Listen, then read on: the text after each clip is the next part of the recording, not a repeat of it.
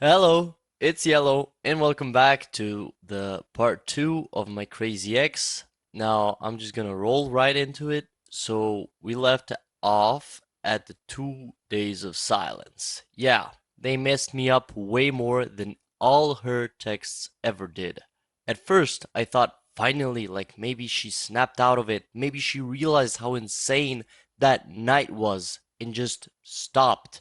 But then it got quiet in a way that didn't feel normal. No posts, no snaps, no accidental views on my stories, nothing. It was like she disappeared. And that's when my brain started going wild.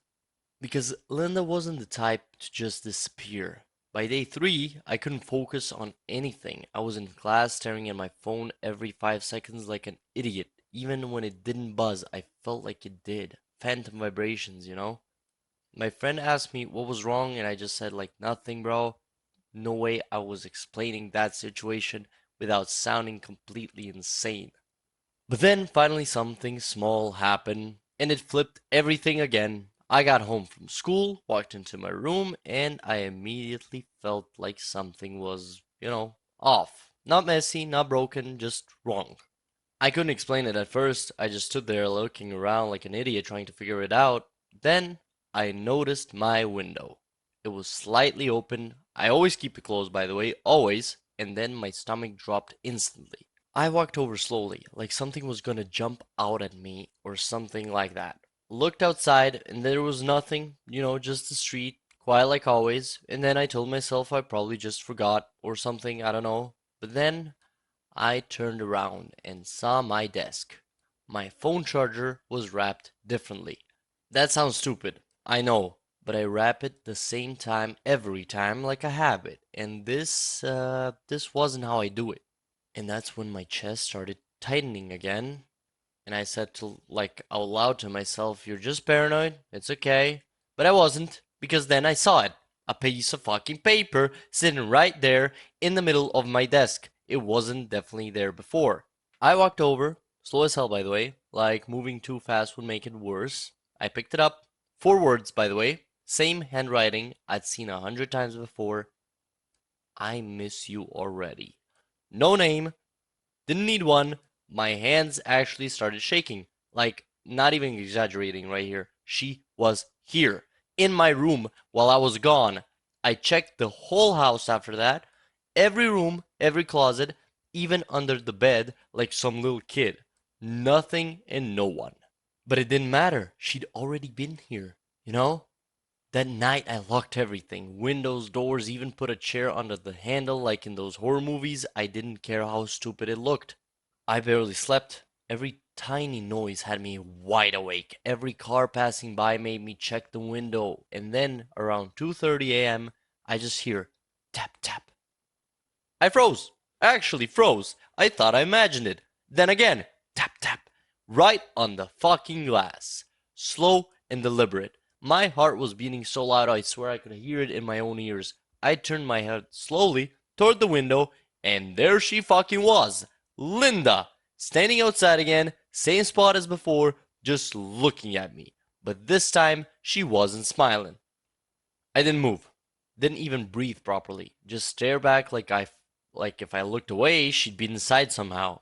She raised her hand slowly and pressed something against the glass. Another note.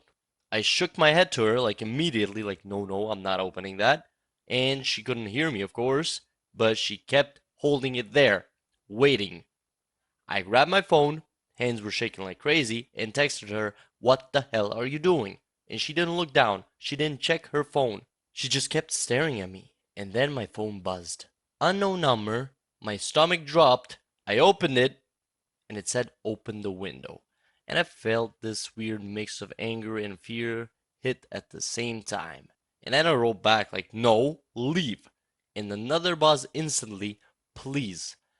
And for a second, just a second, I hesitated, because she didn't sound angry this time. She just sounded tired, and I wanted to believe that. But then my eyes dropped to her arm. Even from my room, I could see it wrapped up badly, like she tried to cover what she did before. And it snapped me back. And then I literally wrote, "No, go home or I'm calling someone." And that did it. her face changed again. Not explosive like before, just cold. She slowly lowered the note, stared at me for another few seconds, then muttered something. I couldn't hear it, but I knew exactly what she said. I could have read her lips. She said, "You'll regret this." She turned around, walked away, not ran, just walked, like she wasn't in a rush at all. And somehow, that was even fucking worse. The next day at school, she was there, like nothing ever happened, sitting in her usual spot, talking to people, laughing. I actually thought I was losing my mind. I walked up to her after class, heart racing, and went, "Hey, what the fuck were you doing last night?" She looked at me, blank, and she asked, "Last night?" And I said to her, like, "Don't do that, you were at my house." She frowned slightly, like I just said something weird. And she said to me, "I was home all night. I think you're confused." And I just stared at her. And I said, "You left a note in my room, you tapped on my window." And then she shook her head kind of slowly, like almost concerned, and she said, "That's kind of creepy. Are you okay?" And I actually felt my stomach twist, like I don't feel my organs anymore, because she sounded normal, too normal. And I said to her, like, "You're lying." And she leaned a little closer and quietly, so no one else would know or hear, "You should have opened the window," she said. And then she pulled back, smiled, and walked away like nothing happened. I stood there like an idiot, trying to process what just happened. Because at that point, I realized something way worse than she's crazy. She knew exactly what she was doing. And somehow, she was always one step ahead. After that day at school, I knew one thing for sure. I couldn't handle this on my own anymore. This wasn't Crazy Ex drama. This was something else, something way darker. So I told someone. Not everything at first, just enough. I told my older brother. She'd been showing up uninvited, acting weird, making me uncomfortable. I left out the knife and I left out the window. He didn't laugh, he didn't brush it off. He just went, "That's not normal at all, bro." And hearing someone else say it made it real in a way I couldn't ignore anymore. So that night, we double checked everything, locks, windows, even the backyard gate, and he told me if anything weird happened again, I wake him up immediately, and for the first time in days, I felt a little safer. Not safe, just less alone. And that feeling lasted about 6 hours, because at 1:47 a.m., my phone lit up. Unknown number. Again, I stared at it for a good 10 seconds before opening it. One message. "Why are you telling people about me?" My blood went cold. I didn't reply, and another message instantly. I thought this was between us. I sat up in bed, heart racing again, that same sick feeling crawling back. And I typed to her, like, "How do you even know that?" She read, she was typing, and it stopped. Then another message. "Look outside." And I swear my whole body locked up again. I didn't want to. Every part of my brain was like, "Don't do it, bro." But my dumbass did it anyway. Slowly, I turned my head toward the window. And it was nothing. Empty. Streetlight, quiet road, same as always. I actually let out a breath. And then my phone buzzed again. Wrong window. And my chest got tightened so fast it fucking hurt. I got up, I walked into the hallway, every step feeling heavier than it should be. And then I looked down toward the living room, and there, standing outside the glass door, was Linda. But something felt off. She wasn't looking at me, she was looking past me, at something inside. And then I turned slightly and saw my brother standing in the kitchen behind me. He hadn't noticed her yet, and she wrote another message that said, "Don't move." And I looked back at her, and she slowly raised her hand. She tapped the glass. My brother turned, saw her, and immediately went, "What the hell?" Linda smiled. Not the fake sweet smile, not the angry one, the worst one, the empty one. Then she held something up. Her phone. The screen was lit, and there was a video playing. Even from where I stood, I could tell it was my room. From inside, my brother opened the door halfway before I could even react, and he said, "You need to leave now." Linda didn't move. She just tilted her head slightly, then spoke for the first time that night. You weren't supposed to involve him. Her voice sounded calm, like too calm, you know? And my brother kept on repeating, leave. But she ignored him, still looking at me. She kept saying this was ours. And I felt like I couldn't breathe properly, you know? And I asked her, like, what do you want? She smiled a little bit. And then she said softly, yeah, that's the question. And my brother stepped fully outside now, putting himself between us, and said, I'm calling the police. And that word finally got a reaction. Linda's eyes flickered to him, and for a split second, actual anger showed. But it disappeared just as fast. Go ahead. By the time they get here, I'll be gone.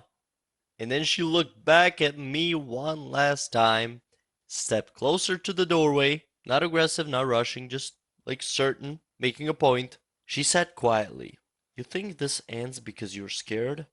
This only ends when I say it does. And that was the worst thing she had ever said, because deep down, I knew she meant it. As she was standing in front of the glass door, it passed like a few minutes just making eye contact. Me being scared and her being a psychopath. And then, like a miracle, sirens in the distance. And Linda heard them too. She closed her eyes for a second, almost like disappointed.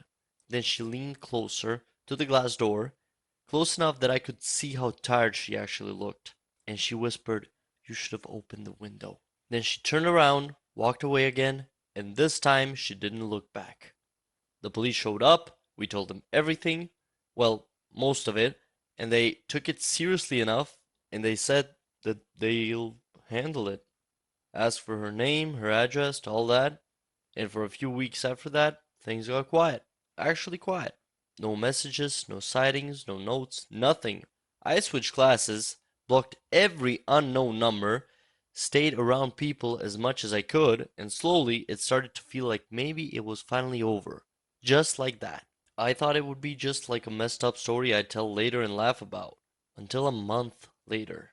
I got a package. No return address, just my name. I almost didn't open it, and I shouldn't have. But I did. Because inside was my phone charger, wrapped exactly how I always do it. And a note. Same 4 words. I'm still watching you. I moved rooms after that, put cameras up, changed everything, and nothing has happened since. At least nothing obvious. And I don't know if it's my mind playing tricks on me, but sometimes late at night I still feel it. You know, that same feeling, like something's off, like I'm not alone. Even though I moved, it's like I'm not alone. And every time my phone buzzes from an unknown number, my heart still drops. Because honestly, I don't think Linda ever really left. And that's it. No big ending. No, she got caught. Just gone. Somewhere out there, watching. And guys, that is it for the part 2, and that was the final part. Thankfully, I haven't heard anything from her since, and I hope she doesn't come across this video, and I hope she kind of forgot about me. With that all said, I hope you guys enjoyed. Please leave a like, comment, and subscribe, and as always, stay yellow.